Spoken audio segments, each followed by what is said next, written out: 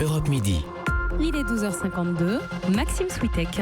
L'Europe à la une, bonjour Daniel Cohn-Bendit. Bonjour Maxime. Dani, c'est une image qui a saisi le monde entier hier. Slobodan Praljak, ancien chef militaire des Croates de Bosnie, condamné à 20 ans de prison par le tribunal pénal international et qui avale une fiole de poison mortel au moment où la sentence tombe.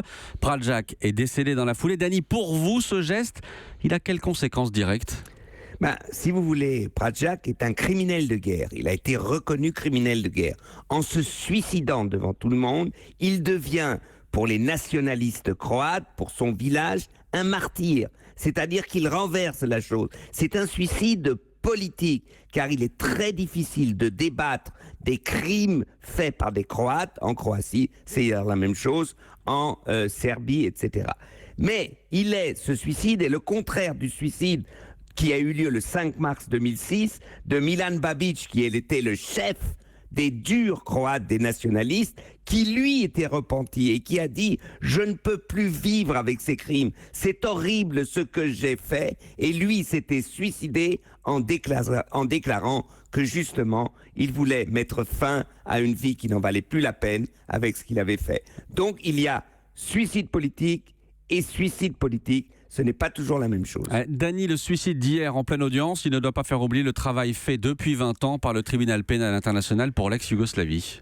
Exactement. Ce tribunal pénal international est, si vous voulez, un exemplaire parce que, au contraire du tribunal de Nuremberg après la Deuxième Guerre mondiale, où les vainqueurs avaient installé une jurisprudence, eh bien là, c'est la communauté internationale des juges indépendants qui ont justement fait l'enquête et jugé des crimes en ex-Yougoslavie et ont été condamnés des Serbes, des Croates et même des Bosniaques. Pour vous, ça, c'est exemplaire. Justement, pour vous, ce tribunal, c'est un modèle.